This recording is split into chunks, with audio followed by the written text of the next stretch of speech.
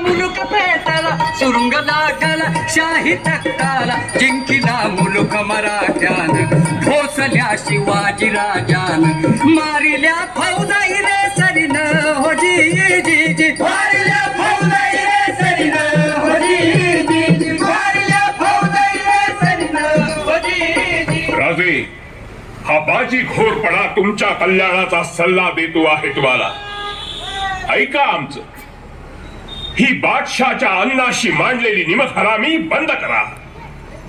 हे स्वराज्याचं खूळ सोडून द्या आणि माय बाप बादशांच्या पायाची मुकाट चाकरी करा. आपल्या देशात आपलं स्वराज्य निर्माण करणं हा गुन्हा? हा गुन्हा. याद राखा राजे, उद्या भोसल्यांच्या घरादारावरून नांगर फिरेल आणि हजरत बादशांच्या हुकमावरून कदाचित ती कामगिरी आम्हालाच करावी लागेल आणि आम्ही ती करू. एकदा माणसांची मन मेली की उरतात फक्त जिवंत प्रेत. बस, अजूनही बादशांचा हुकूम ऐका, आमचा सल्ला ऐका. आम्ही हुकूम ऐकतो फक्त आमच्या आऊसाहेबांचा आणि सल्ला ऐकतो आमच्या राणी साहेबांचा. मग स्वारींना आमचा एकच सल्ला आहे. राजकारणातला? अंतःकरणातला. हा, बोला बोला राणी साहेब. म्हटलं निदान एखाद वेळी तरी स्वारींनी आमचा सल्ला ऐकावा. एकदाच काय, जन्मभर. एक जन्मच काय, 7 जन्म. पुरे पुरे ऐकेल कुणी. काय शोधता आहात राणी साहेब? काय बाई चमत्कार तरी. या बुद्धिबळाच्या डावात राजा आहे, प्रधान आहे, हत्ती आहे, घोडे आहेत, वाकडा चालणारा उंट सुद्धा आहे, पण राणी नाही. राणी आहे ना. कुठे आहे? राजाच्या अंतःकरणात. ईश.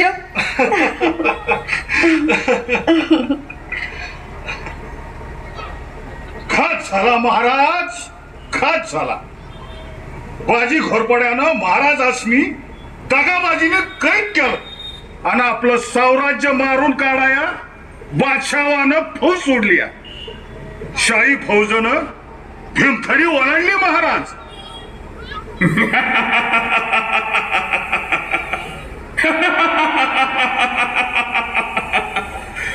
शहाजी गवसला, शिवाजीवर शाही फौज सुटली. तुम्हा दोघींची मंगळसूत्र हजरत बादशांच्या मुठीत आहेत. हुजूरनी एक हिसडा दिला तर बाप लेकांच्या चिंधड्या उडती. त्या तुमच्या मंगळसूत्रातले मणी रागोमाळ उधळले जातील. उरल्या कुत्र्यालाही भोसल्याची हडक गवसणार नाही. बोला बोला, स्वराज्य हवंय की सौभाग्य? कपाळीचं कुंकू हवा असेल तर या. हजरत बादशांच्या पायाशी पदर पसरा आणि भीक मागा नवऱ्याच्या प्राणाची. शाही फौज आली, जेजुरी ओलांडली.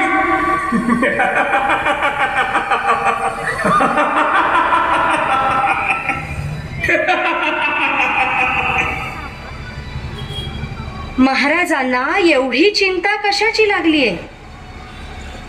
तुम्हाला ठाऊकच आहे राणी साहेब, वडिलांचे आणि स्वराज्याचे प्राण कंठाशी आले आहेत. तीर्थरूप साहेब कैदेत पडले आहेत. शाही फौजा स्वराज्यावर चालून येत आहेत, जेजुरी पर्यंत आल्या सुद्धा. एवढीच चिंता? म्हणजे थोडी झाली? तसं नव्हे, पण मी म्हणते महाराजांना यात अवघड वाटावं असं काय आहे? काहीच नाही. वडिलांना वाचवायचं असेल तर स्वराज्य बुडवावं लागतंय. स्वराज्य वाचवायचं असेल तर वडील मारले जाणार. काय वाचवायचं, वडील की स्वराज्य? दोन्हीही तीर्थरूपच. मग दोन्हीही वाचवायचे. महाराजांना काय अशक्य आहे? आणि महाराज, हे करता करता मरण प्राप्त झालं तरी त्यात वाईट ते काय? राणीसाहेब, माय भवानीनं माझ्या हाती वज्रचुडे घातले, पण तसा प्रसंग आलाच तर हळदी कुंकवाच्या सड्यावरून आपल्या पाठोपाठ ही सई चितेवर चढेल. स्वारींना माय भवानी उदंड उदंड यशच देईल. आणि म्हटलं, महाराज महाराज. काही म्हणालात राणीसाहेब? आणि म्हटलं, महाराजांनी असा डाव टाकून पहावा. कसा? असा, शहाला काट शह महाराज. शत्रूचा जो शत्रू तो आपला मित्र. राणीसाहेब, हे हिंदवी स्वराज्य व्हावं ही तो श्री जगदंबेची इच्छा.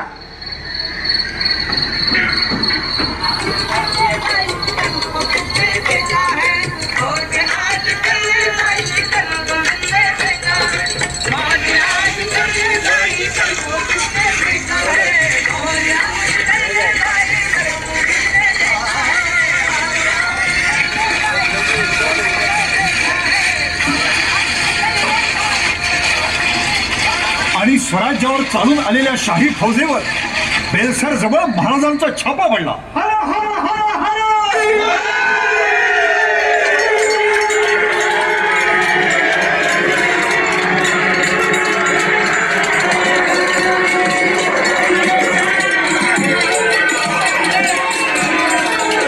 महाराजांचा प्रचंड विजय झाला.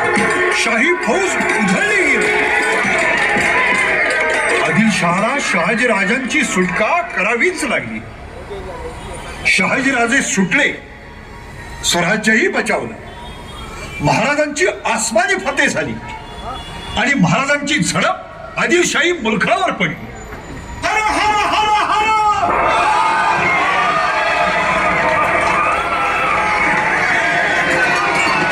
आणि या कित्यांच्या फौजेनं छापे घालून एका पाठोपाठ एक असे 22 किल्ले काबीज केले. 5 वर्षात स्वराज्य चौफेर वाढले.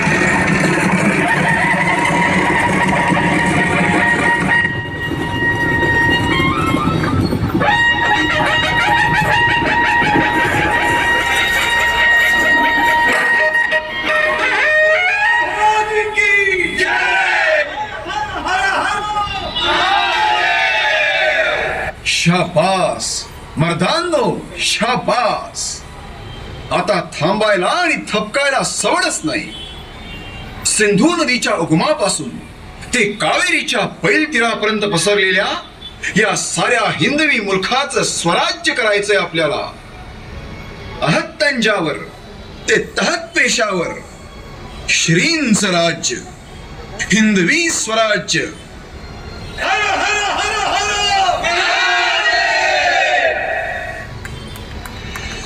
या सर्वोच्च पराक्रमातून